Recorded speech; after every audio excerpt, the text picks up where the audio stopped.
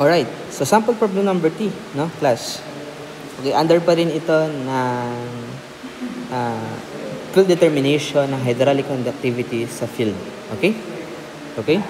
So, bumping test for a confined aquifer yielded the following results. Q is equal to 0.303 cubic meter per minute.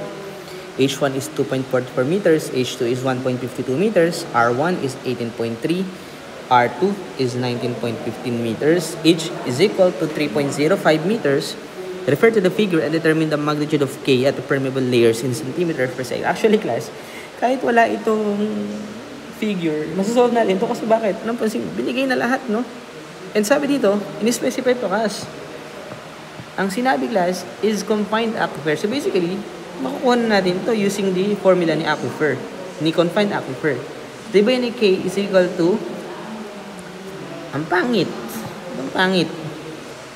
Diba yun ay K is equal to Q ln R1, R2 all over, diba yun ganyan yung class? 2 pi H and then H1 minus H2. Diba yun lang din yung class? O, kailangan natin maging consistent sa unit. Class, actually class, sinabi dito, centimeter per second. So, mas maganda class, kaysa isa-isahin mong i-convert yung lahat ng mga values na yan. So, mas maganda kung kunin muna natin si K and then saka natin siya i-convert para isahan na lang. Hindi na natin i-convert lahat. Kasi lahat to, actually naka-meters to kailangan. Kung i-convert natin to lahat dapat ang value natin naka-meters. Tapos, kung may involved na, ay naka-centimeter. So basically tapos naka-seconds pa, centimeter per second. So basically lahat ng may involved na unit of time, so kailangan naka-seconds. So basically mas madali na i-compute mo natin yung K, then saka natin siya i-convert ang centimeter per second. Okay? So actually class, equal to, yung Q natin, binigay naman na sa atin, 0.303 cubic meter per minute. And then ln,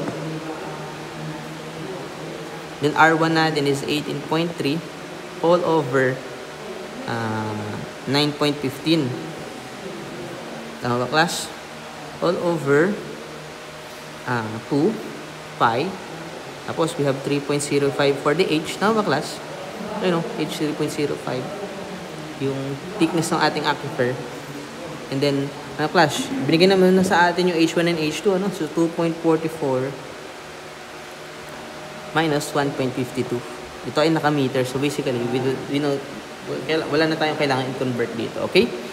So, saka na natin siya i-convert pag nakuha natin yung K. By calculation, makukuha po natin K na naka-meter per minute ay 0.011912 meter per minute. So, ang kailangan natin, i-convert natin into centimeter per second.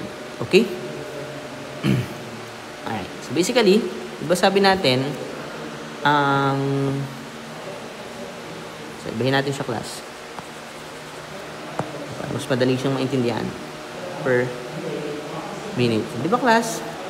In every 1 minute, meron tayo, alam natin yan, 60 seconds. Tapos, in every 1 meter, meron tayong 100 centimeter. Tama, class? Makakancel ang centimeter. Ay, nakancel tuloy. Makakancel ang meter. Makakancel ang minutes. Tama naman, centimeter per second. Okay? So, by calculation, na makukuha natin kay equal to 0.019853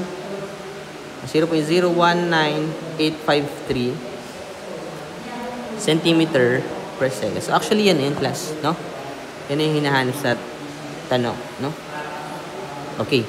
So, I hope you learned something new, class.